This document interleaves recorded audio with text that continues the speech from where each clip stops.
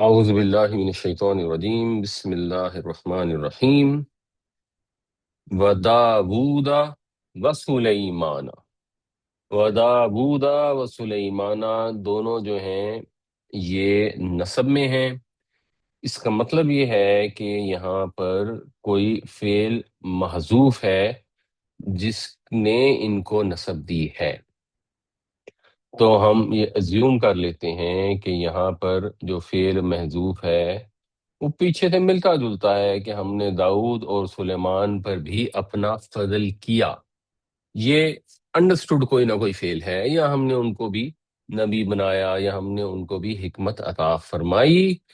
از، جب، یا حکومانی، یہ تثنیہ کا صیغہ ہے، جب وہ دونوں فیصلہ کر رہے تھے۔ حکمہ یا حکوموں کا مطلب ہوتا ہے کسی چیز کا پختہ ہونا، مضبوط ہونا، جس سے مستحکم کا لفظ ہے۔ حکم دینا یا مضبوط فیصلہ کرنا۔ تو فیصلہ کر رہے تھے فی الحرثی، کھیتی میں، کوئی کھیتی تھی جس کا کوئی معاملہ تھا، اور اس کے اندر کیا ہوا؟ اذ نفشت فیہ غنم القومی، جب اس میں جا پڑیں کسی قوم کی بکریاں۔ غنم ویسے بنیادی طور پر کہتے ہیں بکریوں کو، پھر جب بکریاں کسی کے ہاتھ لگ جاتی تھیں تو اس کو غنیمت کہا جاتا تھا، پھر سارے مال غنیمت کے لیے ہی یہ لفظ استعمال ہونے لگا۔ القوم کا مطلب ہے لوگ، یعنی کچھ لوگوں کی بکریاں۔ غنم القومی مرکب اضافی، نفشت فعل پہلے آیا ہے، یہ اس کا فاعل ہے غنم۔ اچھا، انہوں نے کیا کیا؟ انہوں نے نفش کیا۔ نفش کیا ہوتا ہے؟ ویسے تو ہم جو پڑھتے ہیں سورہ قاریہ میں، جہاں پہ آتا ہے کل اہن المنفوش، کسی چیز کو دھننا، روئی یا اون کو، کسی چیز کو روند کر رکھ دینا۔ تو پھر جب رات کے وقت اگر مویشی کہیں جا کر چرتے تھے، جب چرواہا موجود نہیں ہوتا تھا، تو پھر وہ اس جگہ کو، چراگاہ کو، بستی کو ذرا روند کر رکھ دیتے تھے، خراب کر دیتے تھے، اور اگر کسی کھیت میں چلے گئے تو اس کھیتی کو تو وہ بالکل ہی روند کر رکھ دیتے تھے۔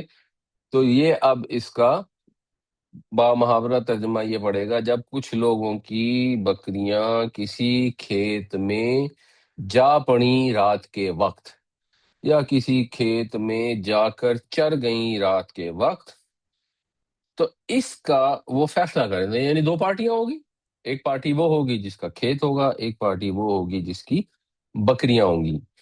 تو انہوں نے آ کے مقدمہ کیا ہوگا کہ ہمارا کھیت ان کی بکریوں نے تباہ کر دیا، اس کا کوئی فیصلہ کرے۔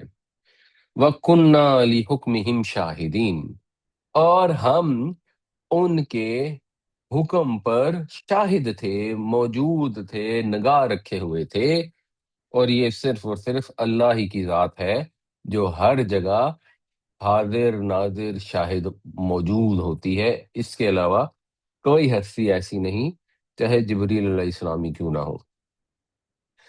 اور مقصد یہ ہے کہ اللہ تعالیٰ نے یہ زمین بنا کر اس میں انسانوں کو بسا کر اس کو چھوڑ نہیں دیا ویسے ہی، اور داؤد علیہ السلام کو، سلیمان علیہ السلام کو حکمران بنا کر پھر بھی ان کو نہیں چھوڑ دیا۔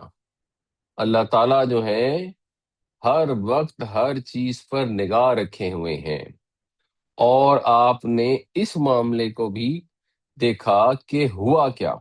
اور پھر اگلی آیت میں آئے گا فَفَحَّمْنَاهَا سلیمان، تو ہم نے اس کی فہم عطا کر دی سلیمان کو، یعنی داؤد علیہ السلام نے کوئی فیصلہ کیا اور اس فیصلے سے بہتر کوئی فیصلہ کیا جا سکتا تھا، تو سلیمان علیہ السلام نے ایک بہتر فیصلہ سجیسٹ کیا۔ اب یہ انڈرسٹوڈ ہے، اس کی کوئی تفسیروں میں جو چیزیں آتی ہیں یا ڈیٹیل آتی ہیں، وہ ڈیٹیلز میں کوئی اوتھینٹسٹی نہیں ہے۔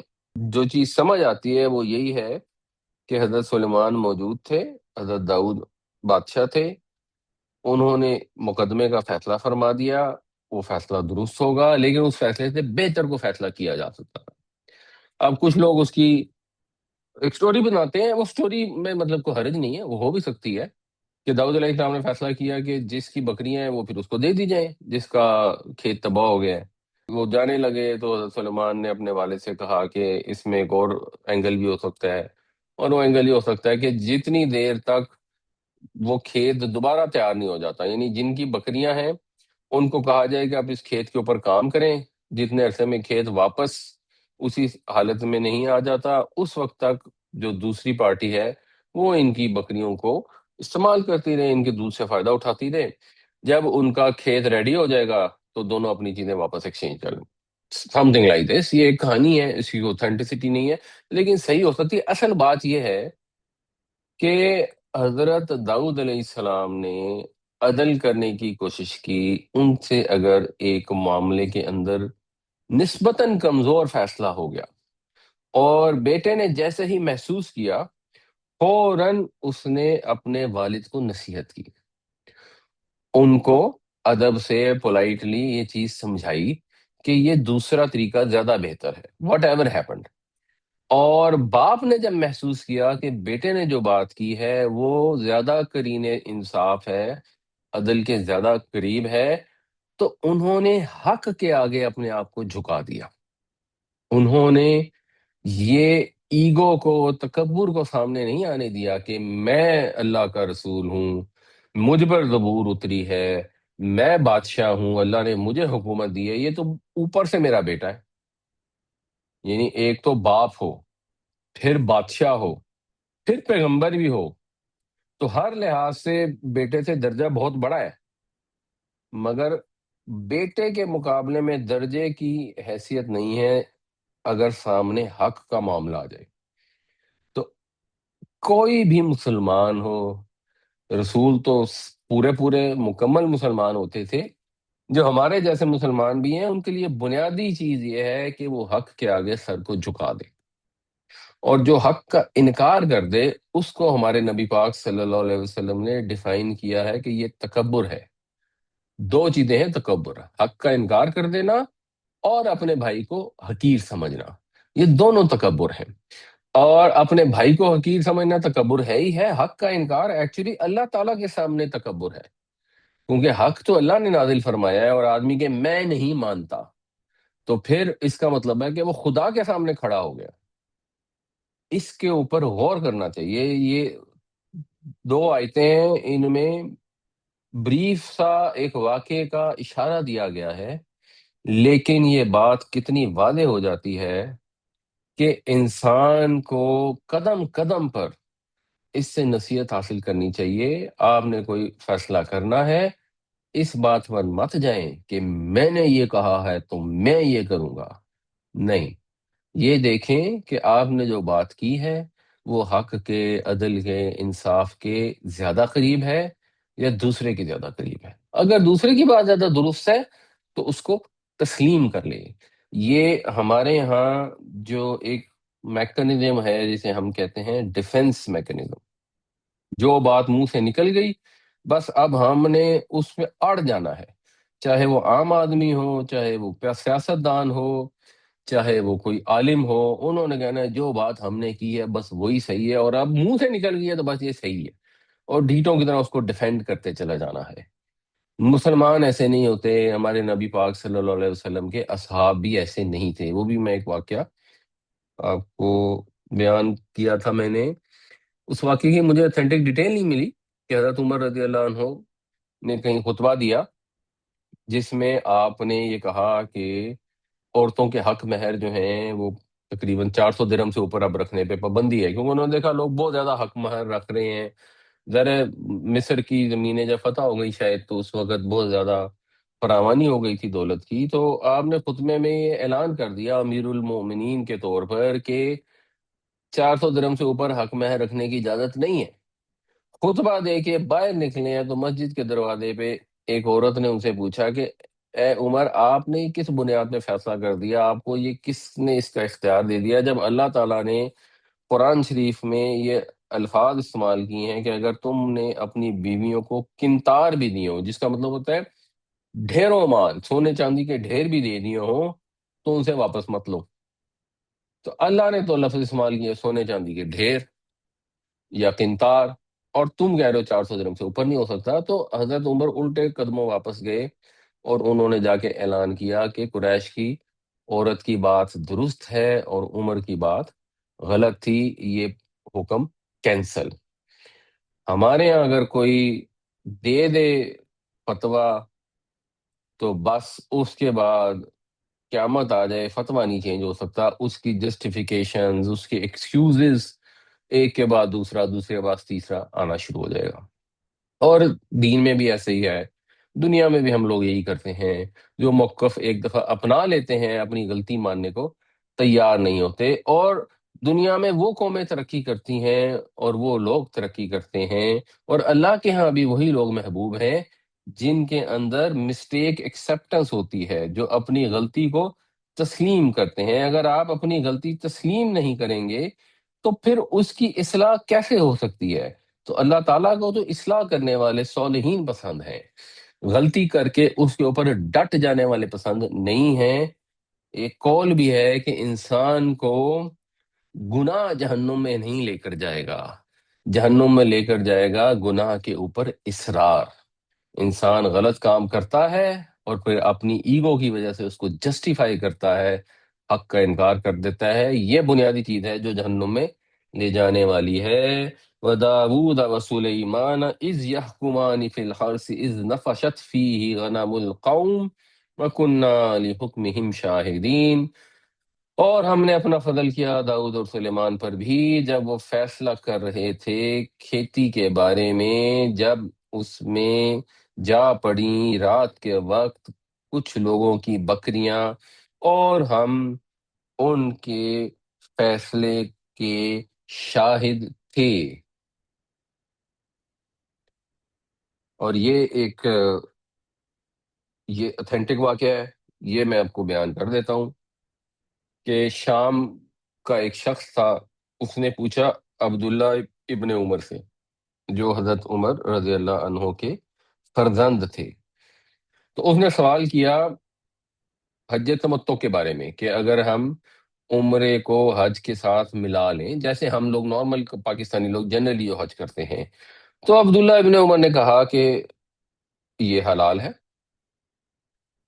جب انہوں نے کہا یہ حلال ہے تو شامی نے کہا لیکن آپ کے والد نے تو اس سے منع کر دیا، کیونکہ حضرت عمر نے یہ منع کیا تھا کہ حج تمتع نہیں کرنا. انہوں نے دیکھا کہ سب لوگوں نے حج تمتع ہی کرنا شروع کر دیا، تو حج افراد یا حج کران جو ہے وہ تقریباً ختم ہی ہو گیا تھا. تو حضرت عمر نے یہ سوچا کہ یہ صحیح نہیں ہے، اس کو بھی ہونا چاہیے. تو انہوں نے 1 سال پابندی لگا دی حج تمتع کے اوپر.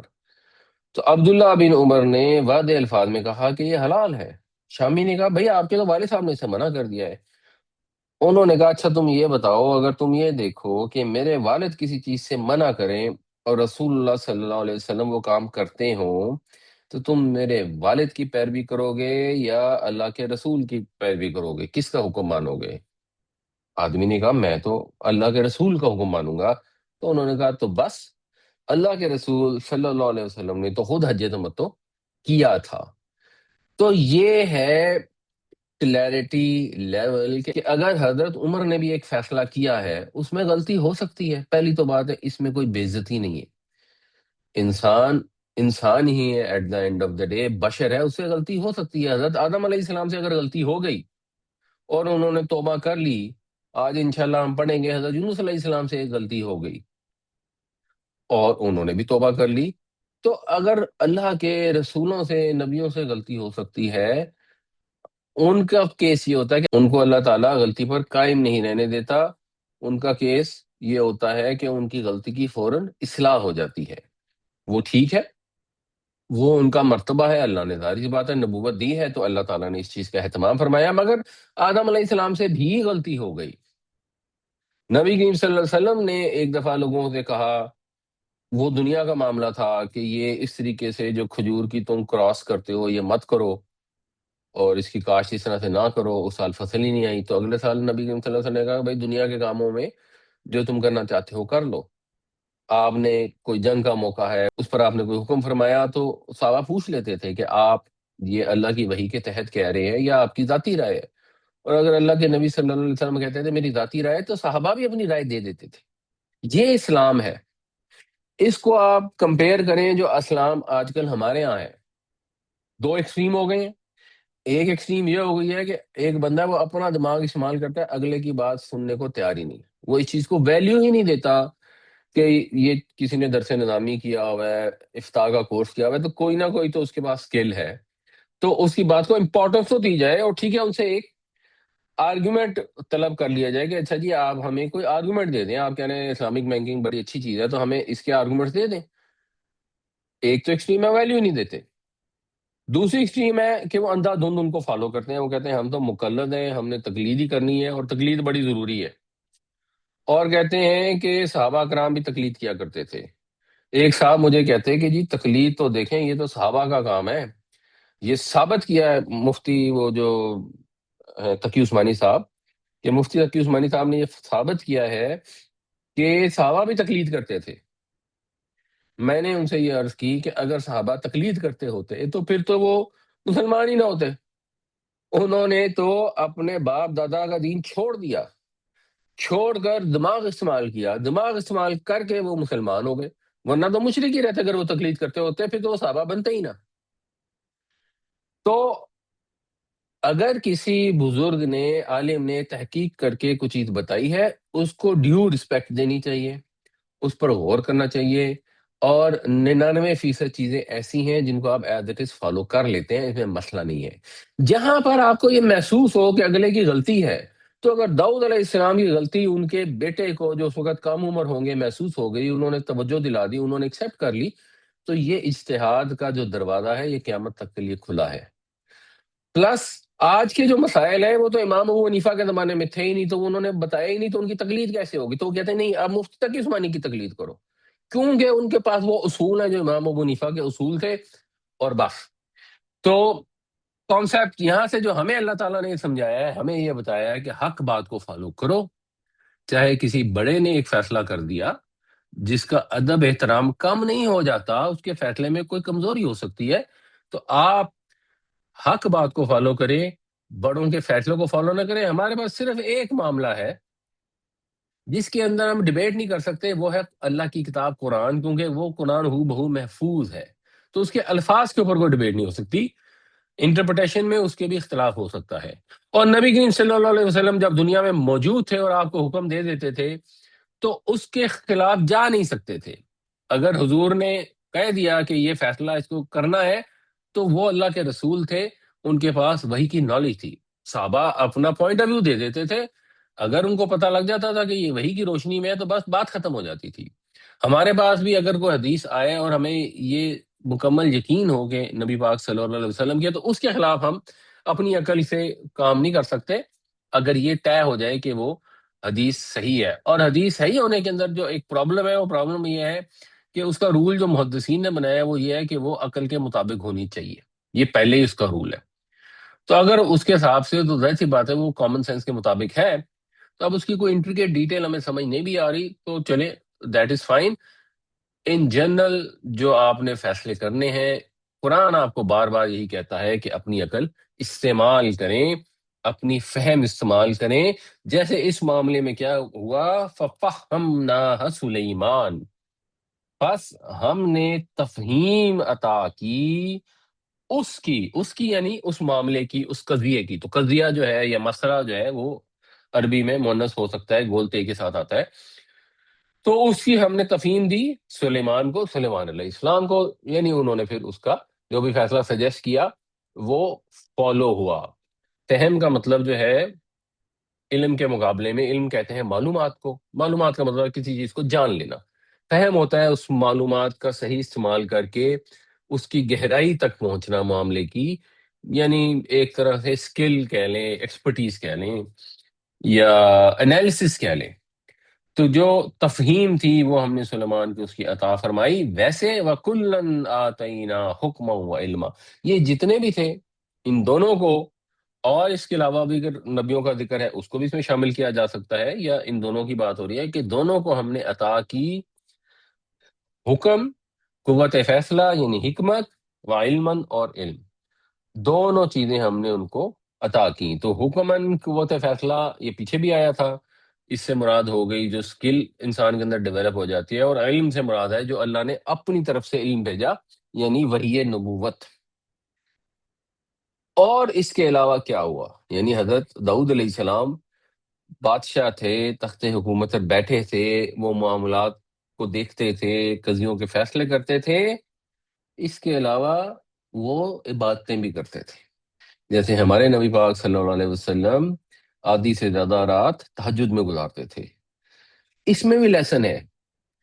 ہم لوگ بعض اوقات ایک طرف لگ جاتے ہیں یا بالکل ہی دنیا کے ہو جاتے ہیں اور دین کے اوپر توجہ ہی نہیں ہوتی، بڑی مشکل سے بند نمازیں پڑھ لیتے ہیں، فرض سنتے بھی نہیں پڑھتے، پتہ لگ جاتا ہے کہ ہاں فتویٰ مل گیا جی سنت نماز تو اصل میں نفل ہوتی ہے، تو بات جی چھوڑ ہی دو، اور یا بالکل ہی دین کے اوپر چل پڑتے ہیں اور دنیا کے کام چھوڑ دیتے ہیں۔ یہ بھی ایکسٹریمز ہیں۔ ہاں کچھ لوگ ہوں گے جو ایز اے پرسنٹیج دنیا کا کام زیادہ کریں گے اور دین کے اوپر یا عبادت کے اوپر ایز اے پرسنٹیج کم وقت لگائیں گے، اور کچھ لوگ دینی کام جیسے علماء ہیں، مساجد کے ائمہ ہیں، مؤذن ہیں، وہ والے کام تھوڑے زیادہ کریں گے، دنیا کا کام کم کریں گے، لیکن دونوں کام کرنے ضروری ہیں۔ نبی کریم صلی اللہ علیہ وسلم کی بھی یہی سنت ہے، آپ کے صحابہ کا بھی یہی طرز عمل تھا، اور داؤد علیہ السلام کا بھی یہاں پہ یہی ذکر آ رہا ہے، وَسَخَّرْنَا مَعَ دَاوُودَ الْجِبَالَ، اور ہم نے مسخر کر دیے داؤد کے ساتھ پہاڑ، یسبحنا، وہ تسبیح کرتے تھے، وَالطَّیْرَ، اور پرندے بھی، یعنی پرندوں کی تسبیح تو لوگ سنتے ہیں، پہاڑوں کی تسبیح سنتے نہیں، تسبیح دونوں کرتے ہیں۔ تو کیونکہ پہاڑوں کی تسبیح ایک زیادہ اور ایسا عمل ہے جو ذرا سمجھنا مشکل ہے، تو اس کے اوپر زیادہ ایمفسس ہے، تو جبال کے ساتھ ہی سبح نہ کر دیا، ورنہ نارملی یہ ہوتا ہے کہ داؤد الجبال والطیر یسبحنا، نارمل سٹائل یہ ہوتا ہے۔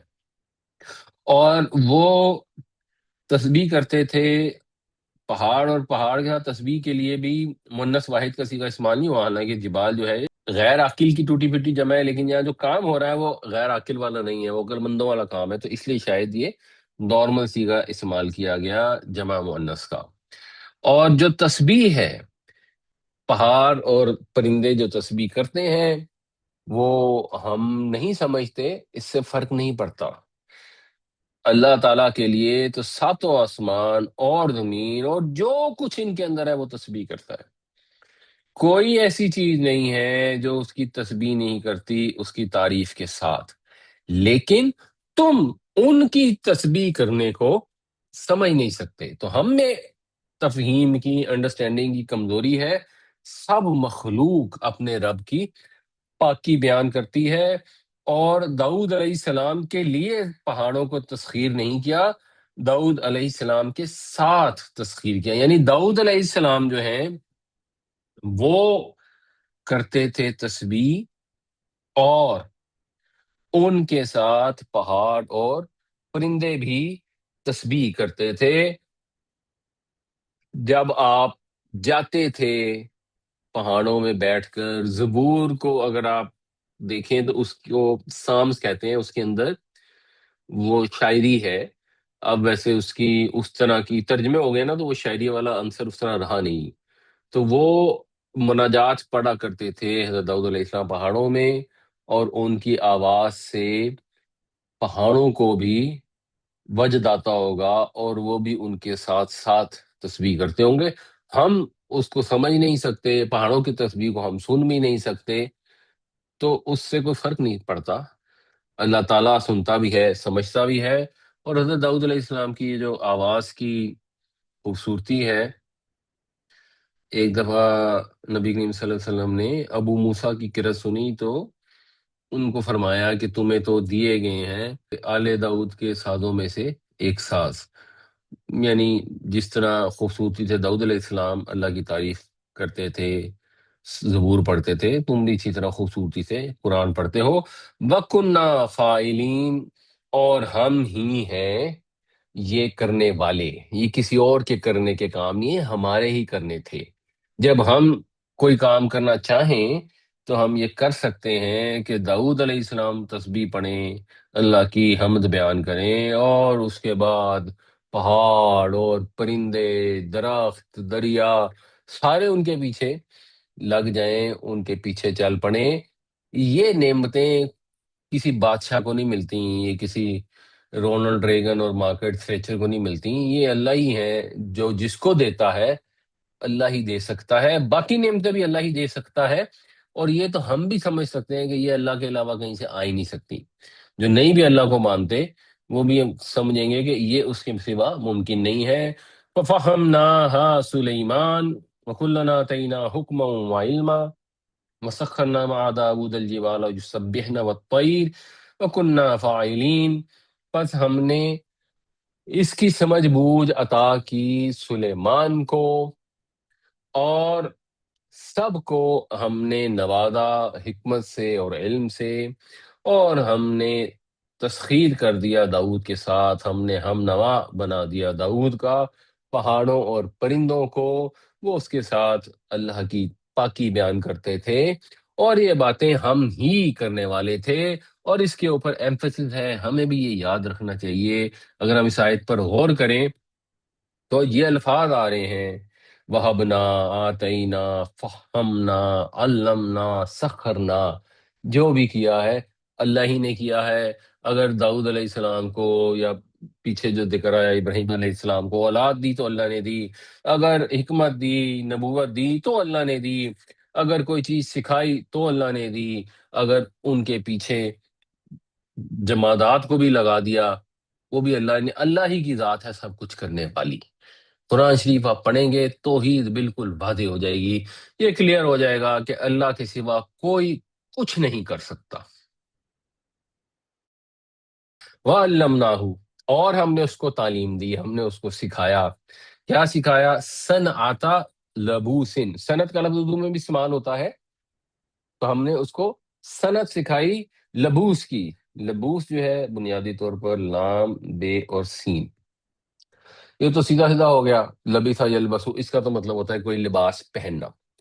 तो लिबास हो गई पहनने की चीज। अब लिबास से मुबालगे का सीगा है फ़ाऊल के वजन पर, वो है लबूस। तो ये है बहुत ज्यादा पहनने की चीज। तो बुनियादी तौर पर ये जो जंग के अंदर लिबास पहना जाता है, जो जंग से बचाता है, यानी ज़रा बख्तर, उसको कहते हैं लबूस।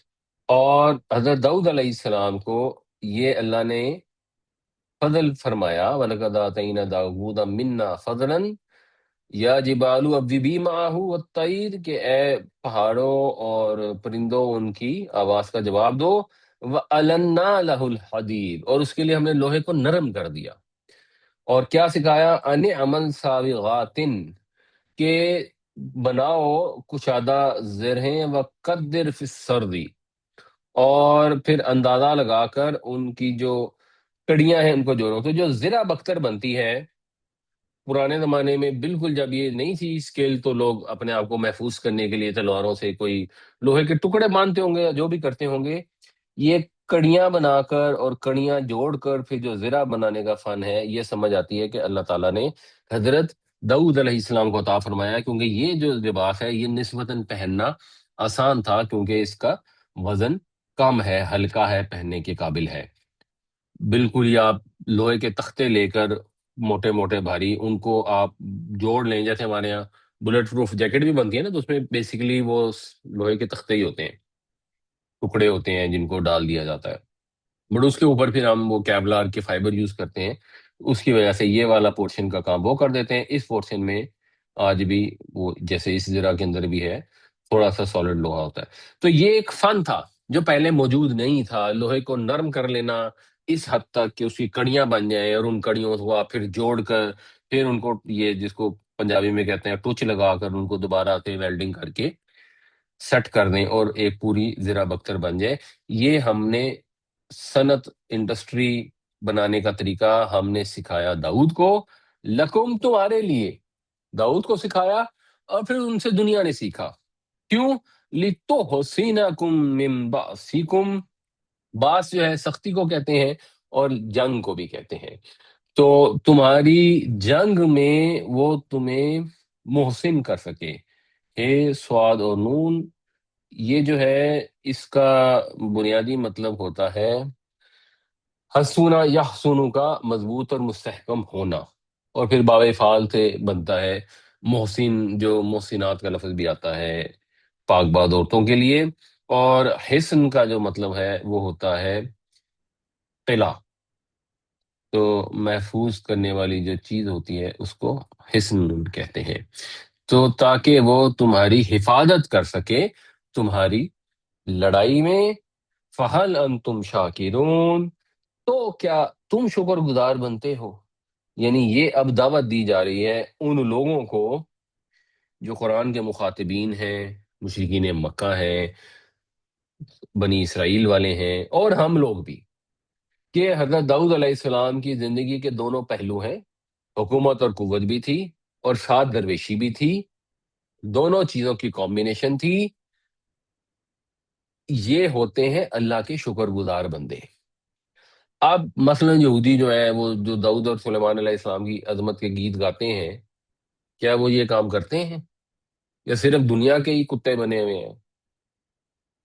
اسی طرح ہمارے لیے بھی یہ دعوت ہے کہ ہم یہ انبیاء کے واقعات پڑھ رہے ہیں، تو کیا ہم دنیا میں بھی اسی طرح ایفرٹ اور محنت کرتے ہیں جیسے اللہ تعالیٰ نے واضح الفاظ میں فرما دیا کہ انڈسٹری سکھائی ان کو، یہ طریقہ سکھایا لباس بنانے کا کمپلیکیٹڈ، ہم بھی سائنس ٹیکنالوجی کے اندر ریسرچ کرنے پہ، محنت کرنے پہ تیار ہیں، اور ساتھ وہ ایسی زبردست اللہ کی عبادت کرتے تھے، اتنا اس میں جوش ہوتا تھا، اتنا سوز ہوتا تھا کہ پہاڑ اور پرندے بھی ان کے ساتھ شامل ہو جاتے تھے۔ کیا ہماری عبادت میں بھی جوش ہے، سود ہے، یا ہم بس مرتے کیا نہ کرتے، چار فرض پڑھ کے سلام پھیر کے فارغ ہوتے ہیں اور تہجد کے لیے اٹھنے کی ہم میں ہمت نہیں ہوتی؟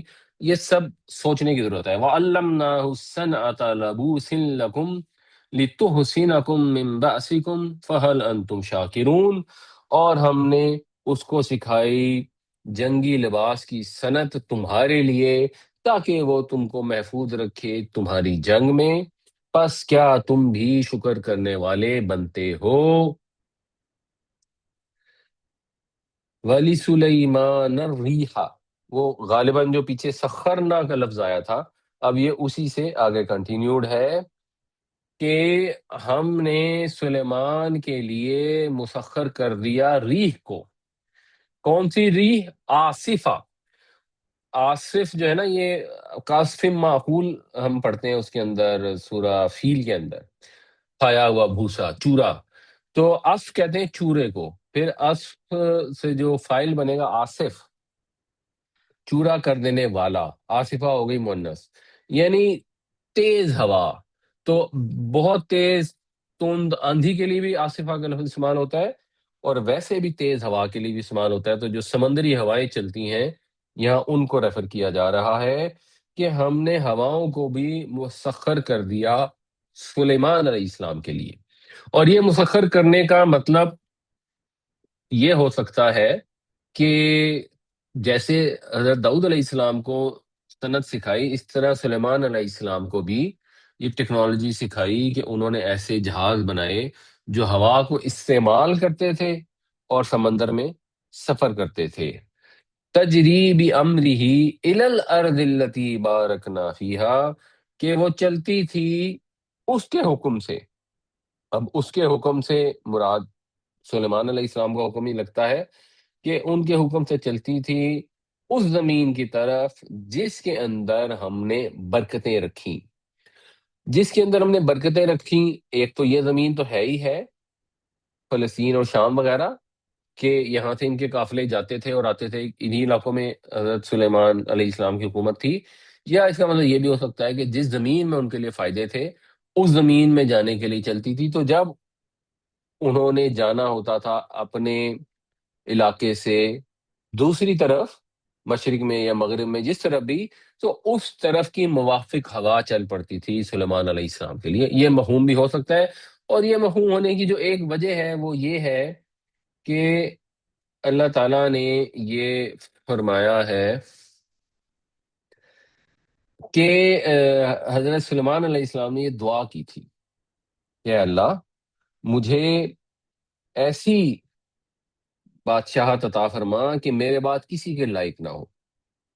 تو اس سے محسوس ہوتا ہے کہ شاید یہ پھر ایک آؤٹ آف پروپورشن، نارمل سے ہٹ کر یہ عمل تھا، ہوا ان کے ایسے قبضے میں تھی جو اس کے بعد ظاہر ہے پھر کسی کے قبضے میں نہیں تھی۔ تو اب ہم نے بادبانی جہاز بھی بنا لیے اور اسٹیم انجن بھی بنا لیے اور ساری شپس بنا لی ہر طرح کی، لیکن کبھی ہوا موافق ہوگی کبھی نہیں ہوگی۔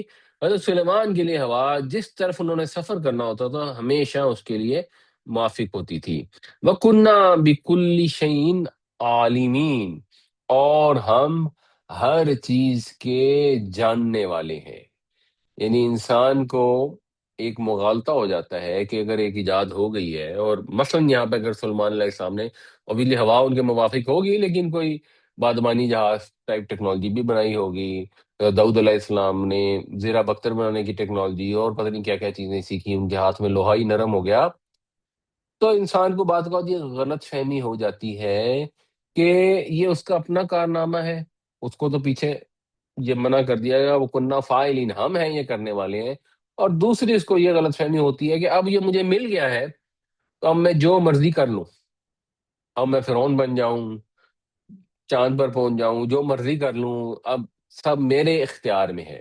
تو یہ ساتھ بتایا جا رہا ہے کہ ہم ہر چیز کے جاننے والے ہیں، جو کچھ بھی لوگ کرتے ہیں دنیا کے اندر اللہ تعالیٰ اس پر نظر رکھے ہوئے ہے، اس کو دیکھ رہا ہے، اس کا علم رکھتا ہے۔ تو جب وہ اس کا علم رکھتا ہے تو اس کا مطلب یہ ہے کہ اس علم کا ظہور ہوگا ایک دن، اور قیامت کا دن آئے گا تو جس کو جو بھی اقتدار ملا، پاور ملی، انڈسٹری ملی، دولت ملی، اس کو اپنے اعمال کا حساب دینا پڑے گا، اپنے رب کے حضور پیش ہونا پڑے گا، ہر ہر عمل کی جواب دہی کرنی پڑے گی۔ یہ احساس جب انسان کے اندر ہوتا ہے پھر وہ شکر گزار بنتا ہے۔ جس پیچھے سوال کیا گیا کہ اچھا کیا تم شکر گزار بنتے ہو؟ وَلِسُلَيْمَانَ الرِّيحَ عَاصِفَةً تَجْرِي بِأَمْرِهِ إِلَى الْأَرْضِ الَّتِي بَارَكْنَا فِيهَا وَكُنَّا بِكُلِّ شَيْءٍ عَالِمِينَ، اور سلیمان کے لیے مسخر کر دی ہم نے تند و تیز ہوا جو اس کے حکم سے چلتی تھی اس سرزمین کی طرف جس میں ہم نے برکتیں رکھی تھیں، اور ہم ہر چیز سے باخبر ہیں۔ وَمِنَ الشَّيَاطِينِ مَن يَغُوصُونَ لَهُ، اور جنوں میں سے بھی، یہاں اب جن کا لفظ استعمال نہیں ہوا، شیطان کا لفظ استعمال ہے، اس کا مطلب کہ وہ جو مفسد جن تھے، کیونکہ جنوں میں صالح جن بھی ہو سکتے ہیں، لیکن جو ذرا شریر قسم کے جن تھے ان کو بھی ہم نے مسخر کر دیا سلیمان علیہ السلام کے لیے، جو ان کے لیے کیا کرتے تھے، غین واو اور صاد۔ غاصہ یا غوصو کا مطلب ہوتا ہے پانی میں غوطہ لگانا، تو وہ غوطے لگاتے تھے، یعنی وہ سمندر میں غوطے لگا کے ان کے لیے موتی وغیرہ فراہم کرتے ہوں گے، مچھلیاں پکڑ کے لاتے ہوں گے۔ یہ جن بھی حضرت سلیمان علیہ السلام کے دربار میں تھے اور ان کے لیے مسخر تھے، اور ان سے یہ فائدے حضرت سلیمان علیہ السلام حاصل کر سکتے تھے۔ وہ کیا فائدے تھے، کچھ جگہوں پر ڈیٹیل آتی ہے ان کی، یا مختصر ہے وَيَعْمَلُونَ عَمَلًا دُونَ ذَلِكَ، وہ غوطے لگانے کے علاوہ بھی دوسرے کام بھی کرتے تھے۔ اب یہ بھی ایک ٹیکنالوجی ہے، ایک سکل ہے، یا جو بھی اللہ تعالیٰ کی نعمت ہے جو حضرت سلیمان علیہ السلام کے بعد کسی کو نہیں ملی۔ لیکن بات یہ ہے کہ انسان یہ سمجھے کہ کوئی طاقت میرے پاس آ گئی ہے، جیسے اب انسان کے پاس بجلی کی طاقت ہے، ایٹم کا جو وہ فیوژن اور فیژن کرتے ہیں اس سے ایک طاقت آ گئی ہے، سٹیم کی طاقت ہے، اوورال جو بھی انسان کے پاس ٹیکنالوجی کی وجہ سے یہاں تک طاقت آ گئی ہے کہ وہ زمین کے حصار سے باہر نکل جاتا ہے، خلا میں چلا جاتا ہے، دوسرے سیاروں پر پہنچ سکتا ہے۔ تو سمجھنے والی چیز یہ ہے وَكُنَّا لَهُمْ حَافِظِينَ، ہم ہی ان کی نگرانی کرنے والے تھے، ہم تھے ان کو سنبھالنے والے۔ یہ جو بھی طاقتیں ہیں اصل میں ان کی جو نگرانی تھی، ان کا جو کنٹرول تھا وہ اللہ تعالیٰ کے پاس تھا۔ اللہ ہی نگرانی کرتے تھے کہ ان میں سے کوئی جن بھاگ نہ جائے، کوئی حضرت سلیمان علیہ السلام کے منشا کے خلاف کوئی کام نہ کرے۔ اگر نہ اللہ تعالیٰ نگران ہوتا تو یہ بے قابو ہو کر کوئی نقصان بھی پہنچا سکتے تھے۔ تو انسان نے جو قوتیں اپنے قابو میں رکھی ہوئی ہیں، اللہ ہی نے ان کو قابو دیا ہوا ہے۔ جس وقت اللہ ان میں سے کسی قوت کو ذرا سا ڈھیلا چھوڑ دے تو یہی قوتیں اس کو تباہ کر دیں گی۔ آپ نے ڈیم بنا دیے، پانی کو کنٹرول کر لیا، جس وقت سونامی آتی ہے تو پھر سارے ڈیم سارا کچھ فیل ہو جاتا ہے، پھر آپ کچھ بھی نہیں کر پاتے۔ آپ کے اچھا جی یہ فلاں سن میں یہ سونامی آئی تھی، یہاں تک لہریں آ گئی تھیں، اب ہم یہاں سے اونچی جگہ پہ وہ بنائیں گے جو بھی بلڈنگ وغیرہ ہیں، اور آگے یہ دیوار لگا لیں گے، تو اگلی سونامی پتہ نہیں کہاں آ جائے، کہیں بس زلزلہ آ جائے، کچھ بھی ہو جائے۔ تو انسان بالکل بے بس ہے، اللہ تعالیٰ ہی اگر سنبھالی رکھے، نگرانی کیے رکھے، حفاظت کیے رکھے ان سب قوتوں کی، تو اللہ ایمان میں رکھتا ہے لوگوں کو، بندے اپنے آپ کو کوئی بڑی چیز سمجھنے کی کوشش نہ کرے۔ وَمِنَ الشَّيَاطِينِ مَن يَغُوصُونَ لَهُ وَيَعْمَلُونَ عَمَلًا دُونَ ذَلِكَ وَكُنَّا لَهُمْ حَافِظِينَ، اور شیطانوں میں سے بھی جو غوطہ لگاتے تھے اس کے لیے اور اس کے علاوہ دوسرے کام بھی کرتے تھے، اور ہم ہی ان کے نگران تھے۔ وَأَيُّوبَ، اور ایوب کو بھی ہم نے فضل کیا، ایوب پر بھی اپنا، ایوب کو بھی ہم نے حکمت دی، نبوت دی، ایوب پر بھی اپنی رحمت کی۔ اذ نادا ربہ، جب اس نے پکارا اپنے رب کو۔ کیا پکارا؟ انی، یہ کہ میں، مسنی الضر، مجھے پہنچی ہے تکلیف۔ زر اور ضر جو ہے یہ روٹ تو اس کا خیر زوئیں رے رے ہے، اسے ہم اس کو ضرر کہتے ہیں نقصان کے معنوں میں۔ عربی میں جو ضرر ہوتا ہے اس کا مطلب ہوتا ہے ذرا عذر کی سینس میں، مجبوری کی سینس میں۔ تو تکلیف اور نقصان کے لیے، بدحالی کے لیے، جسمانی تکلیف کے لیے زر اور زر دونوں لفظ استعمال ہوتے ہیں، یہ ذرا زیادہ شاید جسمانی بدحالی کے قریب ہے۔ تو اس نے کہا کہ مجھے چھوا ہے تکلیف نے، وَأَنْتَ أَرْحَمُ الرَّاحِمِينَ، اور تو رحم کرنے والوں میں سے سب سے زیادہ بڑھ کر رحم کرنے والا ہے۔ ارحم جو ہے یہ افعل التفضیل ہے، اور جو راحم ہے یہ فاعل ہے۔ تو دو مثالیں دیں ایسے انبیاء کی جن کے اوپر اللہ کا بہت فضل ہوا اور انہوں نے شکر کیا، شکر گزار تھے۔ اب ان رسولوں کا، انبیاء کا ذکر آ رہا ہے جنہوں نے صبر کی مثالیں قائم کی، اور خاص طور سے اس کے اندر حضرت ایوب علیہ السلام کا واقعہ ہے۔ حضرت ایوب علیہ السلام کے متعلق جو تفصیلات ہیں وہ بہت زیادہ نہیں ہے، قرآن شریف میں تھوڑی بہت ہیں، باقی بائبل سے پتہ لگتا ہے، بیسک یہ انفارمیشن پتہ لگتی ہے کہ حضرت ایوب بھی ظاہر ہے بہت نیک تھے اور اللہ کے پیغمبر تھے، نبی تھے، تو اللہ نے انہیں بڑا خاندان اور بڑی دولت دے رکھی تھی، بیٹے بیٹیاں تھیں، اور بائبل سے تو پتہ لگتا ہے کہ ہزاروں بھیڑیں، ہزاروں اونٹ، بیل، پتہ نہیں کیا کیا تھا، نوکر چاکر بے شمار تھے، مال بے تحاشا تھا، لیکن وہ بڑے شکر گزار بندے تھے۔ تو اس پر کسی نے تانا دیا کہ یہ شکر گزار اس لیے ہیں کیونکہ اللہ نے اتنی خوشحالی دی ہوئی ہے، اگر ان کو اللہ تعالیٰ محروم کر دیتا تب یہ کبھی بھی خوش شکر گزار نہ ہو۔ تو پھر اللہ کا کرنا کیا ہوا کہ اللہ تعالیٰ کی طرف سے آزمائش کا سلسلہ شروع ہو گیا، بقول بائبل کی، اس میں کوئی اتھینٹسٹی نہیں ہے ویسے، بائبل کا یہ بڑا پرابلم ہے، بٹ ان کے مویشی لوٹ لیے گئے، نوکر چاکر قتل ہو گئے، اولاد مر گئی، دولت سب کچھ ختم ہو گیا، پھر اس کے بعد مالیافات کے بعد جسمانی تکالیف کا سلسلہ شروع ہو گیا، اور سارے جسم میں پھوڑے نکل آئے۔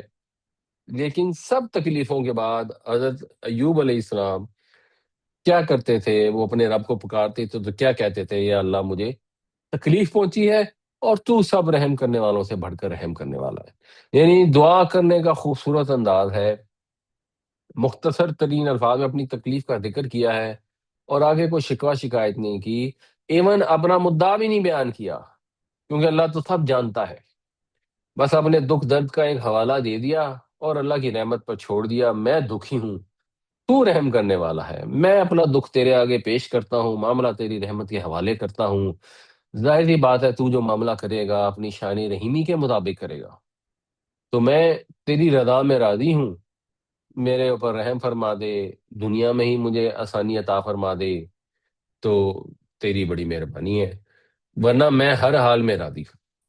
وَأَيُّوبَ إِذْ نَادَىٰ رَبَّهُ أَنِّي مَسَّنِيَ الضُّرُّ وَأَنتَ أَرْحَمُ الرَّاحِمِينَ، اور ایوب کو بھی ہم نے رحمت عطا فرمائی جب اس نے پکارا اپنے رب کو کہ مجھے دکھ پہنچا ہے، مجھے آزار پہنچا ہے، اور تو تمام رحم کرنے والوں سے بڑھ کر رحم کرنے والا ہے۔ فَاسْتَجَبْنَا لَهُ، پس ہم نے اس کی دعا کو قبول فرما لیا۔ فَكَشَفْنَا، پھر ہم نے دور کر دیا۔ کشف کا مطلب ہوتا ہے پردہ ہٹا دینا، کھول دینا، دور کر دینا۔ ما بھی من ضر، جو بھی اس کو تکلیف تھی، جس قسم کی تکلیف تھی وہ ہم نے دور کر دی، جو بھی جسمانی آزار تھے، پھوڑے تھے، جو بھی تھا، اللہ تعالیٰ نے صحت عطا فرما دی۔ وہ دوسری جگہ سے پتہ لگتا ہے کہ ان کو اللہ تعالیٰ نے کہا کہ جاؤ اس چشمے کے اندر غسل کرو، یہ نہانے اور پینے کا ٹھنڈا پانی ہے۔ تو وہ نہانے اور پینے کا ٹھنڈا پانی ملا، تو اب اس سے انڈرسٹوڈ ہے کہ ایسا کچھ ہوگا، جسم کے اندر پھوڑے وغیرہ ہوں گے، اور اس پانی سے وہ ٹھیک ہو گئے ہوں گے۔ مزید کیا کیا، ان کو دولت بھی واپس عطا کر دی، وہ تکلیف بھی ختم کر دی۔ مزید کیا کیا، وَآتَيْنَاهُ أَهْلَهُ وَمِثْلَهُمْ مَعَهُمْ، اور ہم نے اس کو عطا کیے اس کے گھر والے اور ان کے ساتھ اتنے ہی اور، یعنی اللہ نے جو اہل و عیال ختم ہو گئے تھے ان کو اکٹھا کر دیا، جو اگر کہیں ادھر ادھر چلے گئے تھے، جو وفات پا گئے تھے، ان کی جگہ مزید عطا فرما دی۔ ان کے جو خاندان تھا اس میں اضافہ فرما دیا۔ اور یہ چیز بھی دیکھنی چاہیے کہ اللہ تعالیٰ نے گھر والے عطا فرمائے اور ان کے ساتھ مزید عطا فرمائے، رحمتم من عندنا، یہ ہماری طرف سے رحمت ہے۔ پیچھے اگر آپ نے نوٹس کیا ہو تو جو الفاظ آتے ہیں، ویسے آگے زکریا علیہ السلام کے لیے بھی آئیں گے، کہ وہ اللہ تعالیٰ جو لفظ استعمال کرتے ہیں وہ ہے وہبنا، ہم نے عطا کیا۔ ہبہ تحفے کو کہتے ہیں، یہ اللہ کا تحفہ ہے جو انسان کو مثلا اولاد ملتی ہے۔ اب زمانہ کیونکہ تھوڑا جہالت کا آ گیا ہے، تو دنیا میں لوگ یہ سمجھتے ہیں کہ اولاد جو ہے وہ کوئی مصیبت ہے اور اللہ کی نعمت نہیں ہے، اور کم بچے خوشحال کرانا۔ خیر اس کے اب کانسیکوینسز آ رہے ہیں، جاپان کے اندر، چائنا کے اندر، یورپ کے اندر تو آلریڈی ایک ایشو چل رہا ہے، اور سیریس ایشو چل رہا ہے۔ فرانس میں وہ ریٹائرمنٹ ایج کو بڑھا رہے ہیں کیونکہ کام کرنے والے بندے ہی نہیں ہیں۔ جاپان میں تو انہوں نے اپنی قسمت پہ سمجھوتا کر لیا ہے، وہ دیکھ رہے ہیں کہ ہماری آبادی آہستہ آہستہ گھٹتی جائے رہی، اور بس وہ خاموشی سے پوری قوم کی موت کا انتظار کر رہی ہے۔ تو ادھر ہمارے یہاں ابھی بھی وہ جو چیمپئن بیٹھے ہوتے ہیں، کبھی کہتے ہیں یہاں پہ شراب کی دکانیں کھول دیں، کبھی کہتے ہیں کہ یہ اولادوں کی بڑی مصیبت ہے۔ اولاد تو اللہ کی نعمت اور اللہ کا تحفہ ہے۔ ہاں، جو بھی اللہ کی نعمت ملتی ہے اس کو ہینڈل کرنا، اس کے لیے ایفرٹ کرنا، وہ انسان کا فرض ہے۔ ہم اپنا فریضہ ادا نہ کریں اور اولاد کو کوستے رہیں، وہ جہالت کی انتہا ہے۔ تو یہ اللہ تعالیٰ نے اپنے فضل سے، رحمت سے ان کو یہ بھی عطا فرمایا، وَذِكْرَىٰ لِلْعَابِدِينَ، اور اس کے اندر نصیحت ہے، یعنی یہ جو ہم نے کیا اس میں نصیحت ہے عبادت گزاروں کے لیے، ان کے لیے یاد دہانی ہے کہ جو بھی ہمارے عبادت گزار بندے ہیں ان کو یہ یاد رہے، ان کو یہ معلوم ہو کہ اللہ کی طرف سے خوشحالی بھی آتی ہے، اللہ کی طرف سے آزمائش بھی آتی ہے۔ جو بندے ہر قسم کے نرم گرم حالات میں اپنے رب کے ساتھ وابستہ رہتے ہیں، اللہ تعالیٰ اسی طرح ان پر اپنا فضل فرماتا ہے، جیسے ایوب علیہ السلام پر فرمایا۔ دنیا میں ہی فضل فرما دیتا ہے، کسی کسی کو دنیا میں نہیں اگر ملے گا تو جتنی اس کو تکلیف پہنچی ہوگی اس سے کہیں گنا زیادہ آخرت میں اس کو مل جائے گا۔ فَاسْتَجَبْنَا لَهُ فَكَشَفْنَا مَا بِهِ مِنْ ضُرٍّ وَآتَيْنَاهُ أَهْلَهُ وَمِثْلَهُمْ مَعَهُمْ رَحْمَةً مِّنْ عِنْدِنَا وَذِكْرَىٰ لِلْعَابِدِينَ، پس ہم نے قبول کی اس کی دعا، پس ہم نے دور کر دی اس سے اس کی تکلیف، اور عطا کیے اس کو اس کے گھر والے اور ان کی طرح مزید اپنی طرف سے رحمت کے طور پر، اور نصیحت کے طور پر، نصیحت کے لیے یا دہانی کے لیے، عبادت گزاروں کے لیے۔ وَإِسْمَاعِيلَ وَإِدْرِيسَ وَذَا الْكِفْلِ، اور اسماعیل اور ادریس اور ذو الکفل، یعنی اصل میں جو یہ لفظ ہوتا ہے یہ ہے ذو الکفل۔ تو ذو الکفل جب نصب میں جائے گا تو ذل کفل ہو جائے گا، جب جر میں جائے گا تو ذل کفل ہو جائے گا۔ اب کفل تو خیر یہ کفالت کا لفظ ہے، وہ عربی میں اس کا مطلب ہوتا ہے کسی چیز کے ضمانت دینا، کوئی رتبہ ہونا انسان کے پاس، کوئی نصیب ہونا، تو لفظی جمع بنتا ہے اس کا نصیب والا۔ اب وہ نصیب والا کون تھا یہ قرآن شریف میں تصریح نہیں ہے، اتنی سمجھ آتی ہے کیونکہ انبیاء کے ساتھ ذکر ہو رہا ہے تو یہ اللہ کے نبی تھے۔ ذوالکفل کس قوم میں تھے یہ بھی لوگوں کو صحیح آئیڈیا نہیں ہے، تو اندازے ہیں، صحیح بات کسی کو نہیں پتا۔ ادریس علیہ السلام کی بھی جو تفسیرات ہیں وہ بھی قرآن شریف سے اور صحیح حدیثوں سے پتہ نہیں لگتی، تو جن کی نہیں پتہ لگتی تو بس ٹھیک ہے، نبی تو بے شمار آئے تھے، اللہ ہی ان کو جانتے ہیں، کچھ کا ذکر اللہ تعالیٰ نے قرآن میں فرما دیا ہے، یہ زیادہ چانس یہ ہے کہ انہی علاقوں کے ہوں گے۔ ویسے کچھ لوگوں کا خیال ہے کہ یہ جو ذوالکفل ہے اس سے وہ گوتم بدھ مراد ہیں، کیونکہ وہ کپل وستو کے علاقے میں آئے تھے تو کپل جو ہے وہ پھر کفل بن گیا اور سم تھنگ لائک، یہ بھی ہو سکتا ہے واللہ اعلم۔ انبیاء کا ذکر ہو رہا ہے، یہ سب نسب ہے، ان کے اوپر بھی ہم نے اپنا فضل کیا، اسماعیل پر، ادریس پر، ذوالکفل پر، کل من الصابرین، سب صبر کرنے والوں میں سے تھے، سب ثابت قدموں میں سے تھے، ان کے اندر یہ خوبیاں تھیں۔ جیسے حضرت ایوب علیہ السلام کی صبر کی مثال دے دی، اسماعیل علیہ السلام کے جو واقعات ہیں وہ ہمیں پتہ ہیں، کن آزمائشوں سے گزرنا پڑا، ان آزمائشوں پر اسماعیل علیہ السلام نے ثابت قدمی دکھائی۔ ان دو انبیاء علیہ السلام کا بھی یہی واقعہ ہوگا کہ ان کے ساتھ بھی آزمائشیں آئیں گی، ہوں گی، انہوں نے بھی ثابت قدمی کا مظاہرہ کیا ہوگا، اور ان جنرل زیادہ تر انبیاء کے ساتھ کافی آزمائشیں آئیں، اور نتیجہ کیا ہوا؟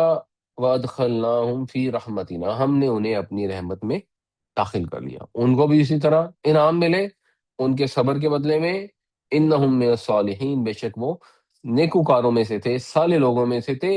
تو یہ انڈرسٹوڈ ہے کہ صابرین کے لیے، صالحین کے لیے اس میں یاد دہانی ہے، نصیحت ہے کہ اللہ کے نبی آتے تھے، ان کے اوپر بھی تکلیفیں آتی تھیں، لیکن وہ ان میں ثابت قدم رہتے تھے، نیک عمل کرتے رہتے تھے، اللہ کے ساتھ اٹیچ رہتے تھے، عبادت گزار رہتے تھے۔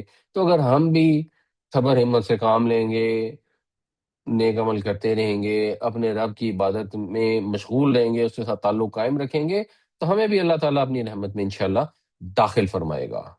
وَإِسْمَاعِيلَ وَإِدْرِيسَ وَذَا الْكِفْلِ كُلٌّ مِّنَ الصَّابِرِينَ وَأَدْخَلْنَاهُمْ فِي رَحْمَتِنَا إِنَّهُمْ مِنَ الصَّالِحِينَ، اور اسماعیل اور ادریس اور ذوالکفل پر بھی ہم نے اپنا فضل کیا، سب کے سب ثابت قدموں میں سے تھے، صبر کرنے والوں میں سے تھے، اور ہم نے داخل فرمایا ان کو اپنی رحمت میں، بے شک وہ نیکوکاروں میں سے تھے۔ اللہ تعالیٰ ہمیں بھی صبر کی، اصلاح کی، عبادت کی توفیق عطا فرمائے۔ یہ اب آپ لوگوں نے اب وہ کام کرنا ہے جو اصل مقصد ہے کہ قرآن شریف میں آیتیں آئیں گی، ان میں یہ والے فعل یا اسم بھی ہوں گے جن کے اندر چیزیں مدغم ہو گئی ہوں گی اور حرکت چینج ہو گئی ہوگی، انتقال حرکت ہو گیا ہوگا حروف علت کی وجہ سے، واولز کی وجہ سے، تو آپ نے اب یہ پہچاننا ہے کہ ان میں کیا روٹ استعمال ہوا ہے۔ تو مثال کے طور پر عدا ہے اور تعدونا ہے، اس میں کیا روٹ کیا بنے گا یہ آپ نے جج کرنا ہے تاکہ آپ کو بہتر انڈرسٹینڈنگ ہو سکے اور ضرورت پڑے تو آپ ڈکشنری میں چیک کر سکیں۔ اس میں عین دال دال ہے۔ آئین دال دال ہے، بالکل صحیح، آئین دال دال ہے، اور یہ ویسے ہے باب نصرہ سے۔ تو ادا یا ادو، ادا سے تو ادا استعمال ہوا، یا ادو سے تعدونا استعمال ہوا ہے، ٹھیک ہو گیا جی۔ حالہ اور یحولو میں اس میں سے ہے واؤ اور لام سر۔ ہے واؤ لام ہے، بالکل صحیح ہے۔ یہ ذرا اندازہ ہوتا ہے، ہے الف لام یا ہے یہ لام بھی ہو سکتا ہے، لیکن دیکھ کے محسوس ہو رہا ہے کہ وہ یحولو آ گیا، اس سے یہی محسوس ہوتا ہے کہ یہ ہے واؤ لام ہوگا۔ یہ اس کا مطلب ہوتا ینصرو ہے کا باب ہے۔ جی باب نصرہ ہے، نصرہ ینصر سے، تو حوالہ یا حبولو سے حالہ یحولو ہو گیا، اور یہ اس کا مطلب ہوتا ہے حائل ہونا۔ اچھا جی، اس میں بتائیں جی، سارا یسیرو یہ کیا ہے؟ سارا ہے ماضی کا، اور یسیرو ہے، یعنی اصل میں یسیرونا تھا تو لم کی وجہ سے یسیرو ہو گیا۔ اس میں سین یہ اور رے۔ سین یہ اور ہے، ماشاء اللہ فاروق صاحب آپ تو کافی ایکسپرٹ ہو گئے، تین یہ اچھا، اور رے. اور سر وہ حرف علت وہ دماغ میں رکھا تھوڑا تھا، حرف علت. یہ ضربہ یا اچھا، ضربو کے وزن پر ہے. سارا یسیرو اس کا مطلب ہوتا ہے چلنا پھرنا، جس سے سیر کرنے کا لفظ بھی ہے. بالکل ٹھیک ہے. اچھا جی، ان میں بتائیں وجدہ اور یجدونا.